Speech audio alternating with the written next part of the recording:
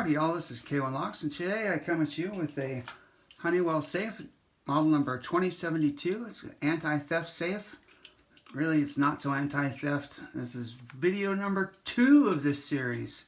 If you'd like to go back and look at the first video, it's video number 30 in my collection, which you'll see a link below. Today we're going to be using a shallow hook by Sparrows from the Dark Shift kit. You can see right here. And we're going to use an tension wrench that I made. So, guess let's go ahead and dig in. So, I have raked this open before, but today we're going to single pin pick it. Secret is to rake it to a false set. That one.